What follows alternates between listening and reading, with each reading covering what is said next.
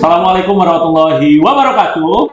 Waalaikumsalam warahmatullahi wabarakatuh. Selamat siang teman-teman semua, salam sejahtera untuk kita semua. Om Swastiastu, Namo Buddhaya, salam kebajikan. Baik, kembali lagi nih di podcast Bangku Kuliah episode keempat, di mana pada episode kali ini kita bakal ngobrol-ngobrol nih sama ada Direktur Vokasi, Bapak Dr. Adil Fadila.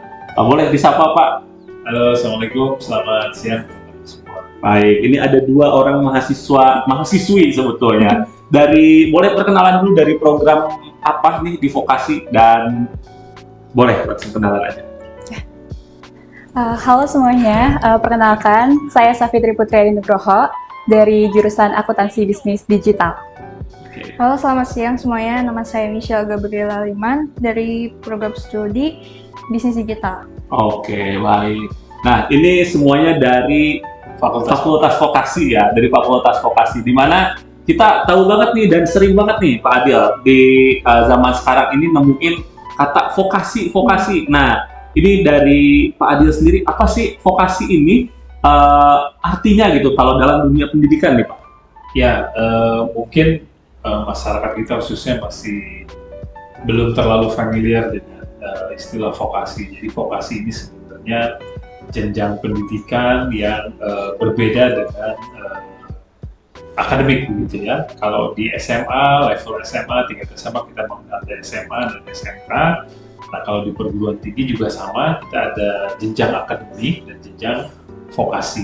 Apa sih bedanya? Ya, bedanya kalau akademik itu memang mereka fokus pada pembelajaran, penguatan pada teori-teori. Sementara kalau di vokasi, muatan pendidikan itu lebih banyak ke praktek, karena tujuan dari pendidikan vokasi ini adalah untuk mempersiapkan mahasiswa masuk ke dunia industri, mempersiapkan mahasiswa untuk terampil dan bisa langsung bekerja karena mereka sudah paham tentang bagaimana dunia industri di bangku kuliah.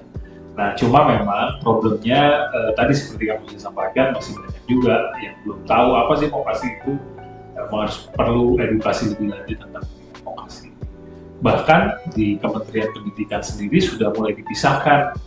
Kita mengenal ada Direktorat Pendidikan Tinggi yang disingkat dengan Dikti, ada Direktorat Pendidikan Vokasi yang kita singkat dengan Diksi. Nah, pendidikan vokasi ini di bawah Direktorat Pendidikan Vokasi. Kalau yang S1, teman-teman kita dari Fakultas Bisnis dan Fakultas Informasi dan Pariwisata itu di bawah Direktorat Pendidikan Tinggi. Nah, itulah bedanya. Jadi memang masih perlu edukasi yang lebih jauh tentang pendidikan vokasi. Jadi bedanya adalah di penekanan akademisi dan praktisinya ya Pak ya?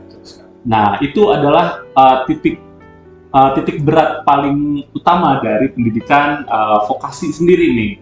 Nah, dari teman-teman sendiri nih, dari Safitri dan Michelle, bahwa kalian kenapa sih milih vokasi sebelumnya saya mau tanya nih, dari sekolah mana sih asalnya kalian? Kalau saya dari SMA Regina Pacis Bogor. Regina Pacis, SMA tapi ya? Ya, SMA. SMA, dulu IPA IPS?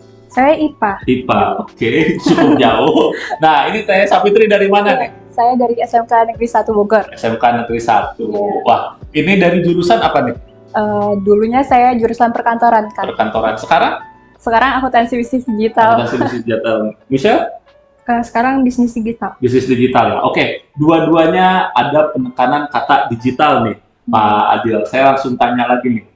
Saya juga dulu alumni dari Vokasi IB Kesatuan nih. Dulu Sekolah Tinggi Ilmu Ekonomi Kesatuan. Iya. D3 ke D4 gitu. Apa aja sih proses yang yang dilalui oleh Fakultas Vokasi ini sehingga bisa bertransformasi nih Pak, dapat kesempatan buat transformasi dari D3 ke D4 Pak?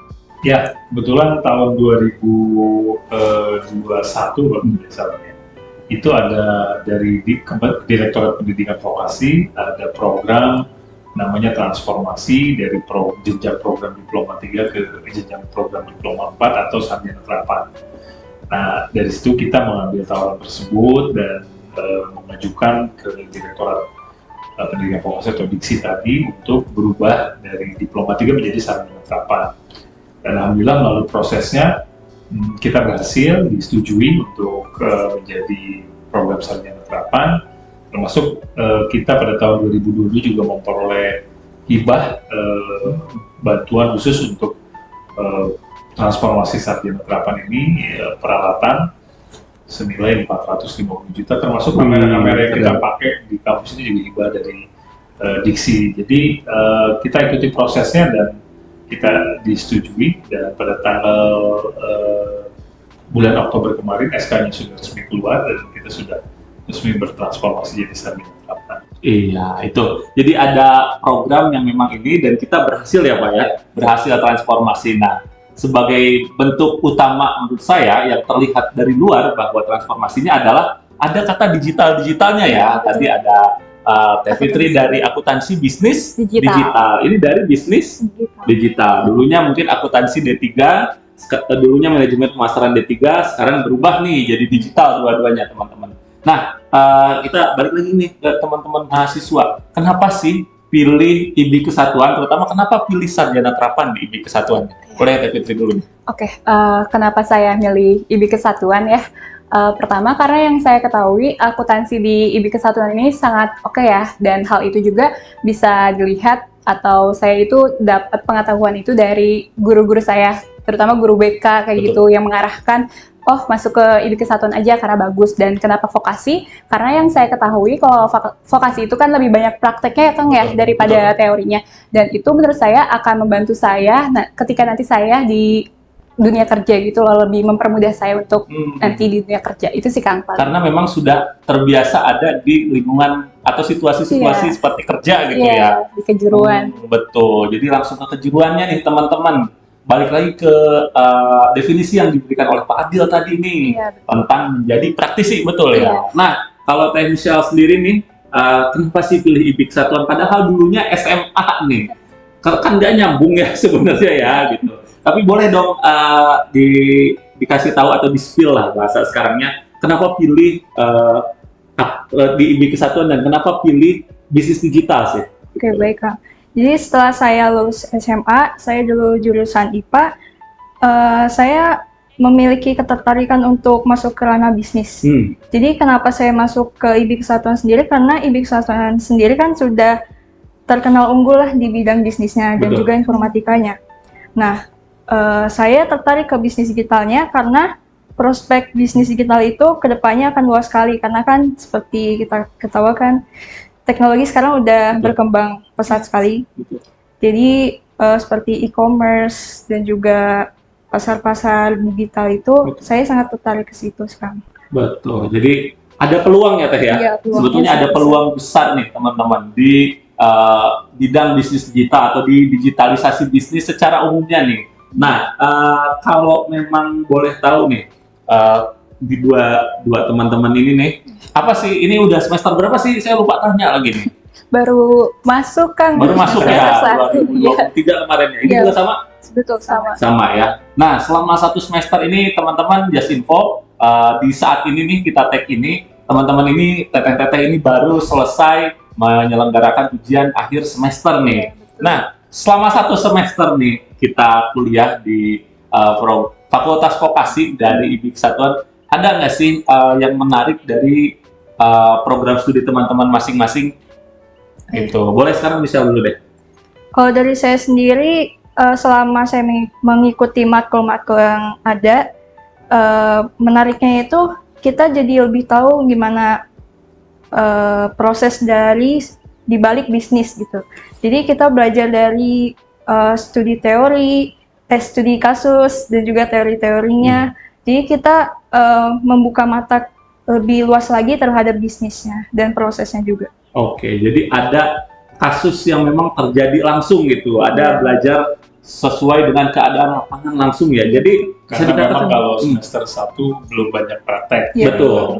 Jadi kenalkan ke dunia kuliah pasti ada transisi belajar di SMA atau SMK dengan belajar di perguruan tinggi. Dan biasanya praktek-praktek itu di semester 3 dan selanjutnya kita ada laboratorium, macam-macam laboratoriumnya, dan itu menggunakan fasilitas dan sarana yang sesuai dengan praktek tersebut. Betul. Jadi kalau di semester 1 memang masa transisi kan, ya, dari cara belajar SMA. Mungkin Safitri dan Michelle juga merasa ada perbedaan ya, zaman kuliah dulu kan, zaman SMA, SMK itu kan belajarnya tanda kutip masih disuapi sama guru. Kalau sekarang kan lebih ditekankan mandiri. Betul. Ya, cari informasi di luar, cari belajar di luar kelas juga, belajar bisa di luar kelas juga, bukan hanya di kelas. Betul.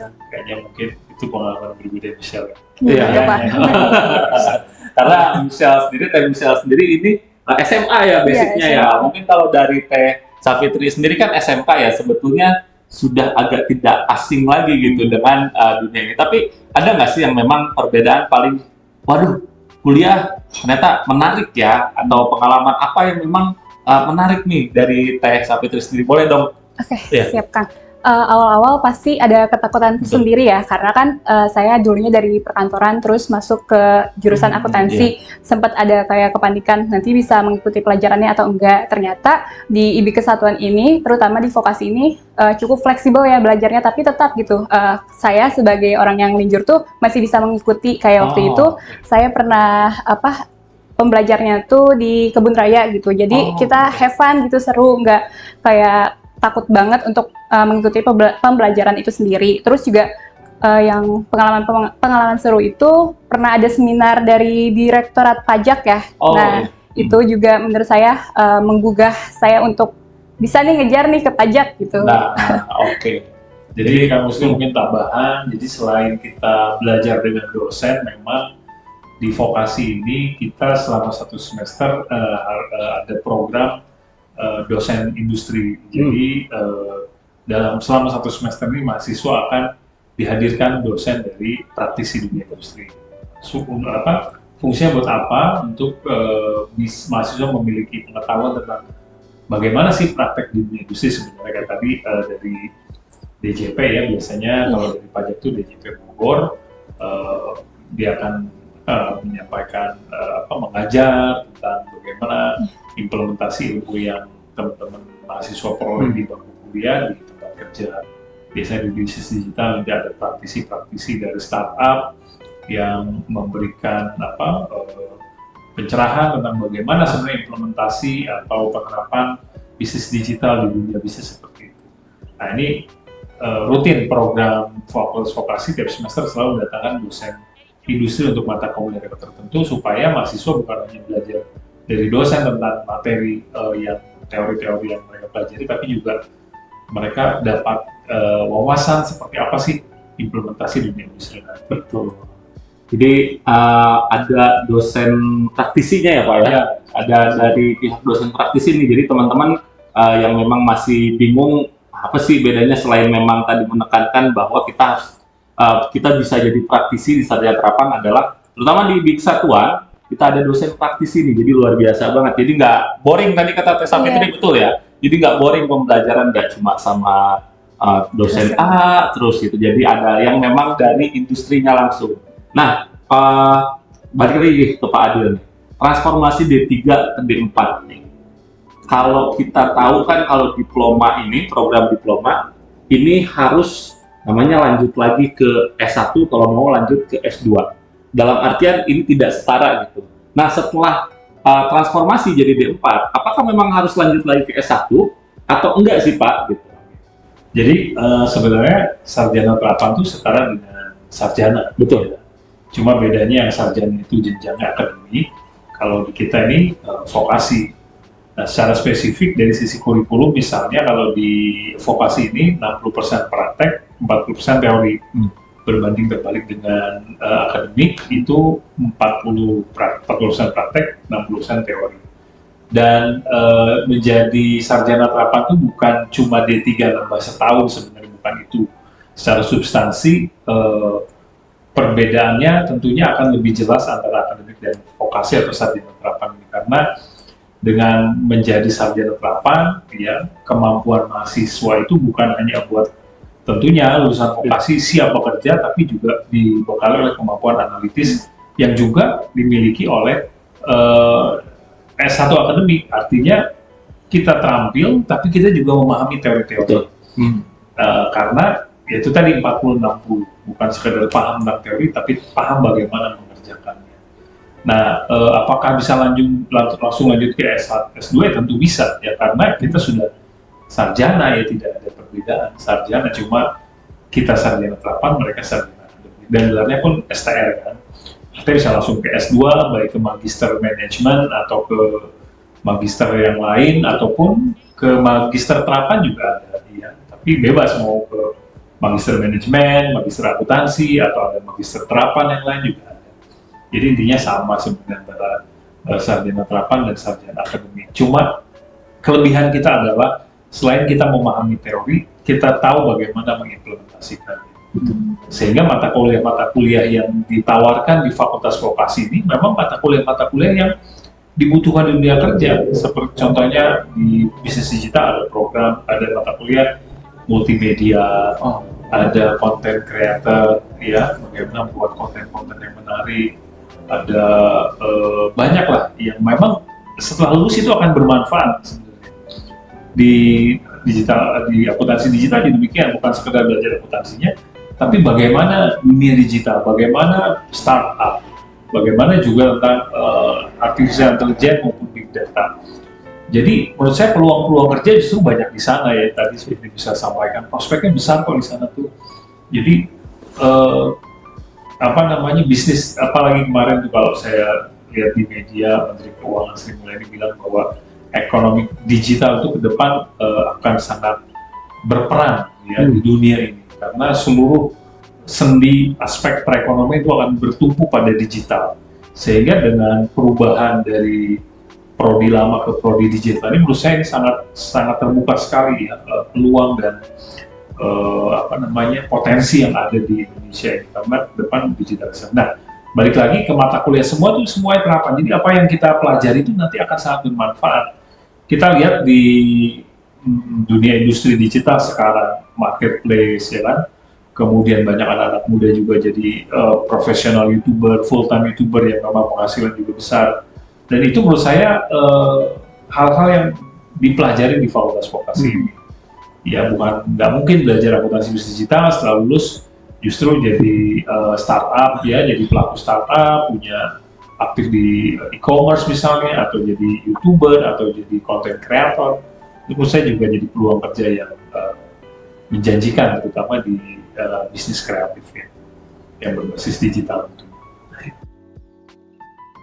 Sekali bentuk penyesuaian, ya, terutama tadi bahwa S1 dan D4 ini atau sarjana terapan ini sama sebenarnya teman-teman nih jenjangnya. Jadi teman-teman nggak usah takut apakah nanti harus ini atau apa, memang satu level di bawah, tidak. Sarjana terapan dan sarjana akademik atau S1 itu sama teman-teman. Jadi kalau teman-teman mau pilih sarjana terapan, jadi di IBIK aja terutama nih, ada keren-keren, ya. Nah, kembali lagi nih, tadi Pak Adil sempat menyinggung tentang proyeksi karir dari sarjana terapan. Nah, kalau proyeksi karir sendiri nih, Pak Adil mengarahkan atau apa sih proyeksi karir dari sarjana terapan tadi? Selain startup tadi, ya, sudah di-mention beberapa kali. Ya, sebenarnya mungkin diperkenal dulu, selain ada Safitri dari akuntansi bisnis digital, kemudian ada Michelle dari bisnis digital, kita ada satu prodi lagi, namanya perbankan dan keuangan digital. Nah, tentunya prospek karir akan sangat tergantung atau sangat relate dengan prodi masing-masing. Seperti Safitri di akuntansi bisnis digital, tentunya peluang kerja di bidang akuntansi juga terbuka lebar. Selain tadi ada aspek lain yang kita pelajari memungkinkan Safitri dan teman-teman di prodi akuntansi bisnis digital untuk berkarya di luar bidang accounting. Tapi karena kita memang core-nya itu accounting, ya tentunya kompetensi lulusannya pasti di bidang akuntansi. Ya, saya rasa bidang accounting ini salah satu bidang nggak pernah kehilangan atau kekurangan peluang kerja. Karena semua perusahaan pasti butuh accounting. Mau perusahaan di bidang jasa, produk, ya, mau itu perusahaan pertanian, perusahaan kimia, perusahaan rumah sakit, ya, semua bidang aspek bisnis pasti butuh accounting. Jadi peluangnya pasti ada. Ya pastilah lulusannya pasti kompetensi di accounting dan peluangnya juga di accounting. Ya nanti di accounting kan kita bisa langsung mungkin di chief accounting, ya, atau di supervisor di accounting, atau bisa jadi auditor, atau bisa jadi penyusun sistem informasi accounting ya, accounting information system, sampai juga bisa jadi orang pajak ya, artinya orang yang punya kompetensi di bidang pajak. Selain di bidang bisnis digital yang lain, tapi kompetensi utama tentunya di accounting tadi. Kompetensi keuangan, audit, sistem informasi akuntansi, dan juga perpajakan. Nah, kalau bisnis digital, Michelle dan teman-teman ini sebenarnya lebih luas karena memang ruang lingkupnya juga lebih luas, tapi peluangnya justru lebih besar karena apa? Michelle dan teman-teman dibekali kemampuan untuk berwirausaha juga. Jadi peluang untuk berwirausaha khususnya di bidang startup ya dengan penggunaan teknologi digital, itu juga peluang yang sangat besar. Selain tentunya kerja kantoran ya, terus menjadi konsultan di multimedia, bisa jadi peneliti usaha rintisan juga, startup juga, kemudian juga bisa mungkin di advertising agency, di agensi periklanan bekerjanya. Artinya peluang misalnya teman-teman lebih luas gitu, karena bisnis ini mencakup semua aspek. Bahkan bisa juga belajar tentang fintech nanti di semester atas, belajar tentang financial technology. Artinya semua bidang aspek bisnis dipelajari, sehingga ketika terjun ke dunia bisnis lalu jadi entrepreneur atau startup, bukan dari sisi marketingnya aja, dari sisi finance-nya, dari sisi accounting juga tahu. Jadi lebih menyeluruh dan peluangnya lebih besar. Nah, kalau yang perbankan dan keuangan digital juga sama sih, kompetensi mereka di bidang perbankan dan keuangan. Nah, sekarang kan dunia perbankan juga mengalami pergeseran dari bank konvensional menuju ke bank digital. Nah, kita mempersiapkan mahasiswa kita untuk memahami bagaimana praktek-praktek bisnis perbankan digital, sehingga selain memahami praktek bank konvensional, karena kita punya laboratorium bank ini, mereka juga tahu bagaimana praktek di bidang digital banking. Jadi tentunya kompetensinya berbeda-beda dan peluang serta prospek kerjanya juga sesuai dengan kompetensi yang teman-teman miliki di khususnya fakultas vokasi. Nah, gitu. Jadi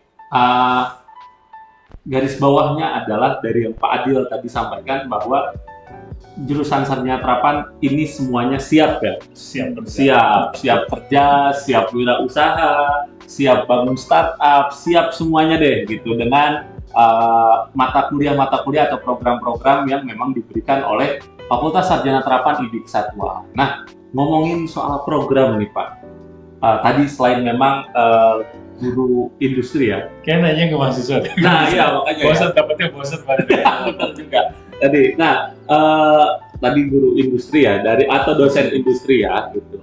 Nah kalau dari teman-teman sendiri sih apa sih harapan teman-teman nih nanti untuk ke depan? Teman-teman masih semester 1 ya, semester 2 lah gitu. Nah sejauh ini apa sih harapan teman-teman nanti di masa depan saat teman-teman lulus dan teman-teman sudah ngambil sarjana terapan di IB Kesatuan? Ya, kalau untuk saya sendiri ya, harapan saya ke depannya itu tentunya karena jurusan saya akuntansi bisnis digital ya, saya ingin menjadi akuntan yang profesional. Nah, saya juga punya cita-cita bisa kerja di BUMN ya, karena kan dan saya juga tahu gitu kalau misalkan di IB Kesatuan ini apalagi vokasi itu kan punya relasi yang bagus ya di badan usaha apapun kayak gitu. Dan itu sih yang menjadi harapan saya ke depannya. Masuk BUMN untuk bangun Indonesia lagi ya. Yeah. Nah, dari Michelle sendiri nih, apa sih harapan Michelle di bisnis digital nih, terutama di sarjana terapan bisnis digital, terutama Michelle tadi di awal mention tentang ketertarikan Michelle terhadap konten digital atau bisnis digital, memang wirausaha yang memang makin sini digitalisasinya makin kencang banget nih. Apa sih harapan Michelle ke depannya? Baik, untuk harapan saya ke depannya, karena saya mengambil program studi bisnis digital, seiring berjalannya waktu nanti, mungkin harapan saya ingin mendevelop diri sendiri gitu ya.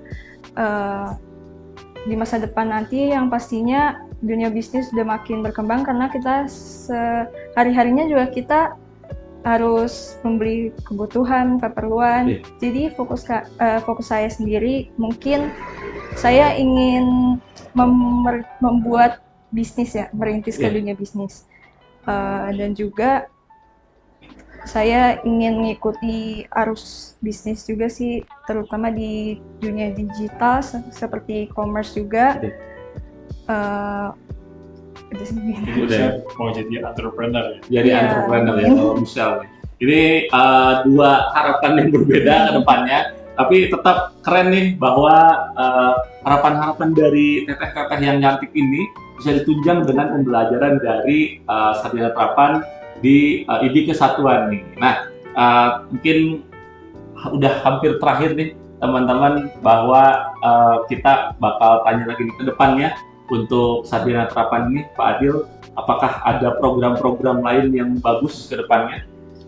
Ya, sebenarnya untuk Fakultas Vokasi kita fokus mempersiapkan mahasiswa untuk siap masuk ke dunia industri. Itu artinya proses pembelajaran kita selalu memiliki link. Jadi konsepnya adalah link and match. Jadi bagaimana proses pembelajaran di kampus ini sesuai dengan kebutuhan dunia industri.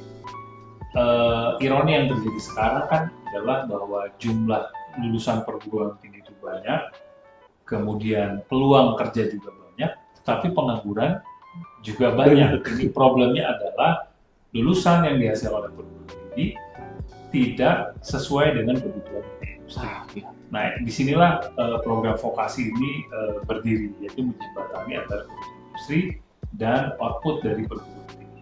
Nah, fokus kami adalah mempersiapkan mahasiswa ini untuk siap masuk dunia kerja dan kompetensi mereka itu sesuai dengan kebutuhan dunia industri. Sehingga kita tadi konsep link and match, bagaimana kita menangkap kebutuhan industri, profil lulusan yang mereka inginkan seperti apa, dan kita coba develop di dalam kampus di Fakultas Vokasi ini supaya lulusan kita sesuai dengan kebutuhan dunia industri. Nah, tentunya dengan tadi kurikulum yang sesuai dengan kebutuhan industri, kita mendatangkan juga dosen-dosen industri dari para praktisi, kemudian juga ada kuliah lapangan, dan yang paling penting juga magang. Nanti di semester akhir teman-teman ini diwajibkan untuk magang selama 6 bulan. Nah, harapan kita di proses magang ini adalah proses transisi mereka dari bangku kuliah ke dunia kerja, sehingga mereka punya pengetahuan, punya pengalaman tentang bagaimana dunia kerja sebenarnya. Nah, dengan upaya tersebut ya kami harap lulusan kami punya kompetensi yang baik, lulusan kami bisa cepat diserap oleh dunia kerja, dan lulusan kami tentunya juga bisa punya kualifikasi yang sangat baik atau di atas rata-rata. Itu Pak Muslim. Betul. Jadi penyesuaian kurikulum dan kurikulum dan memang keadaan dunia industri ini penting ya Pak ya. Link and match. Jadi bukan hanya nge-link tapi nge-match juga, menyesuaikan. Ini luar biasa banget kalau kita tahu dan kita cermati bersama nih obrolan kita sejauh ini, bahwa Fakultas Vokasi ini ternyata fakultas yang harus selalu update ya, bukan hanya update, harus selalu update gitu. Tahun ini mungkin belajar tentang software A, mungkin tahun depan bisa jadi enggak, karena memang kasarnya kalau bahasa sini, bahasa Bogornya adalah nggak musim gitu, mungkin udah nggak musim atau enggak, kayaknya udah nggak banyak. Nah inilah keunggulan yang menurut saya jadi keunggulan utama dari Fakultas Vokasi ini adalah dinamis. Ya. Dinamis, jadi betul-betul menyesuaikan dengan keadaan industri. Jadi kami itu di fakultas tidak menciptakan mereka memahami satu bidang, tapi bagaimana menciptakan mahasiswa menjadi pembelajar yang adaptif gitu. Yang adaptif, karena yang kita pelajari saat ini bisa jadi besok lusa, bulan depan, tahun depan sudah tidak relevan lagi. Betul. Karena perubahan teknologi. Nah, yang bisa kita lakukan adalah bagaimana mahasiswa ini bisa menjadi pembelajar yang adaptif dan responsif. Setiap ada perubahan, dia bisa mengikuti. Setiap ada hal baru, dia bisa belajar cepat. Yang penting menurut saya di situ. Jadi karena tadi seperti yang mesti sampaikan, teknologi yang sekarang berkembang bisa jadi 2-3 tahun ke depan sudah usang. Betul. Nah, ada teknologi baru yang mungkin kita belum pernah belajar sebelumnya. Tapi kalau kita bekali mahasiswa dengan menjadi seorang pembelajar yang adaptif dan responsif, mereka bisa cepat menyesuaikan, mereka bisa cepat belajar untuk mengikuti perubahan teknologi tersebut. Gitu. Nah, luar biasa banget nih kalau kita tahu bahwa, nah tadi mulai dari adaptif banget, dan kreatif juga, bahwa segala konsep yang ada ini di Fakultas Vokasi ini sangat dipersilahkan untuk dikembangkan atau diinovasikan, terutama menurut saya bisnis digital yang memang mau jadi pebisnis gitu. Nah, kita sampai nih di ujung dari program podcast Bangku Kuliah ini. Nah, sebelum ditutup mungkin ada closing statement nggak nih dari teteh-tetehnya? Mahasiswa mungkin mau kasih quotes atau mau ngajak teman-teman yang lain buat masuk IB Kesatuan, terutama Fakultas Sarjana Terapan, Fakultas Vokasi. Mundur wir ya. Boleh nggak usah serius-serius ya? Boleh. Mungkin dari Teh Michelle dulu sekarang.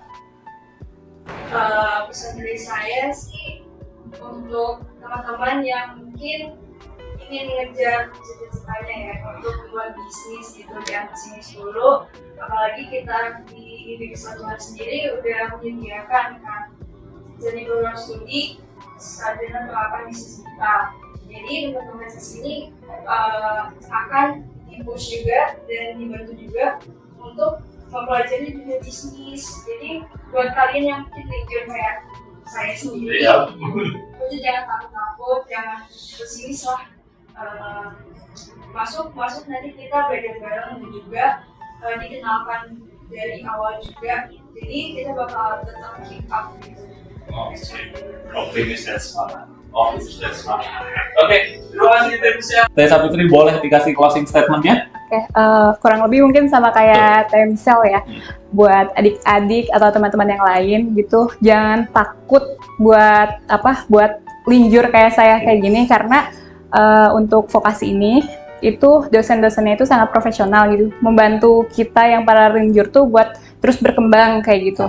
Terus pilih IBIK gitu untuk jadi batu loncatan kalian, karena di sini tuh sangat unggul-unggul gitu fakultas-fakultas ya. Itu aja sih, semangat. Oke. Terima kasih Teh Sapitri. Mungkin terakhir nih closing statement paling ultimate di episode ini dari Pak Dr. Adil nih, boleh Pak?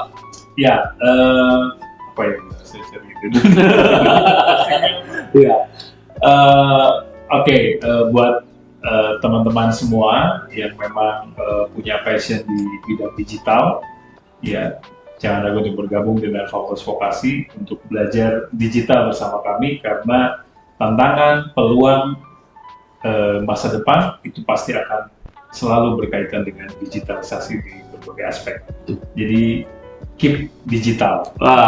Keep digital and stay with vocation program ya, atau apalah. Nah, oke. Terima kasih kami ucapkan sekali lagi kepada Pak Dr. Adil, kepada Teh Michelle dan Teh Sapitri sudah ada di episode kali ini, di episode keempat podcast Bangku Kuliah. Dan kami mohon maaf apabila ada kata-kata kami yang kurang berkenan di hatinya teman-teman semua. Jangan lupa teman-teman gabung di Fakultas Vokasi IB Kesatuan, dan jangan lupa IB Kesatuan belajar, gaul, cepat kerja, dan jadi pengusaha. Baik, kami pamit undur diri dari episode kali ini. Sekian dari kami. Wassalamualaikum warahmatullahi wabarakatuh. Waalaikumsalam.